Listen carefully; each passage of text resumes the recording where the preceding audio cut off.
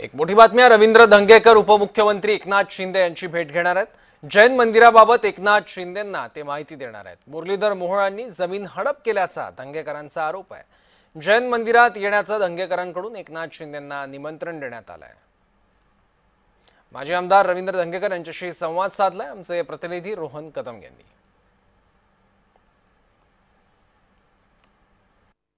महायुतीमध्ये माजी आमदार रवींद्र धंगेकर यांच्या वेगवेगळ्या वक्तव्यामुळे जो काही मिठाचा खडा पडलेला आहे त्या सगळ्या संदर्भामध्ये आज उपमुख्यमंत्री एकनाथ शिंदे यांची भेट जी आहे ती रवींद्र धंगेकर घेणार आहेत। आज स्वतः उपमुख्यमंत्री एकनाथ शिंदे येत आहेत। काल त्यांनी दिल्लीमध्ये देखील प्रतिक्रिया दिली, योग्य निरोप तुमच्यापर्यंत पोहोचवलाय असं त्यांचं म्हणणं आहे। आज हे सगळं एकनाथ शिंदेंना समजून सांगणार आहात का, नेमकं काय घडतंय हे सगळं पुण्यामध्ये?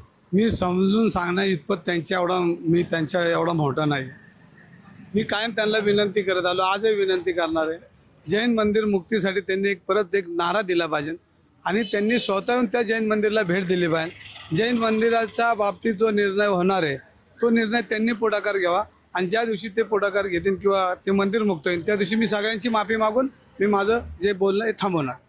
काल मुरलीधर मोहोळांनी प्रतिक्रिया दिली, ते म्हणाले की एकनाथ शिंदेने नेमका काय निरोप दिलाय ते माहित नाही, पण उदय सामंत जे काही बोलले पुण्यामध्ये येऊन ते चुकीचं बोलले, अशा पद्धतीने जाणून बुजून तुम्हाला सांगितलं जातंय त्यांच्या नेत्यांवरती बोलायला, असं त्यांचं मत आहे। मी एकनाथ शिंदे साहेबांना आज विनंती करणार आहे, तुमच्या मी जाणवच आहे की जैन मंदिरला आपल्याला भेट द्यायची आणि साधू महावीरांचं तिथे जाऊन दर्शन घ्यायचं। आज मी चाललोय, त्यांना आज हे पत्र देणार आहे। म्हणजे काही जरी विषय वेगवेगळे सुरू असले तरी तुमचं फोकस ठरलेलं आहे की जैन मंदिराचं जैन मंदिरामध्ये माननीय आपलं एकनाथ शिंदे साहेबांनी यायचं, तिथं बसायचं, महावीरांचं दर्शन घ्यायचं आणि जो काय ते आपल्याला फक्त तिथं भेट द्यायची, बाकी ह्याच्या पुढे मला काय बोलायचं नाही।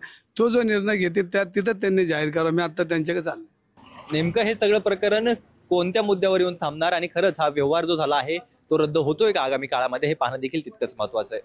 कॅमेरा पर्सन दीप मिश्रासह रोहन कदम, जय महाराष्ट्र न्यूज, पुणे। तर पुण्यामध्ये जैन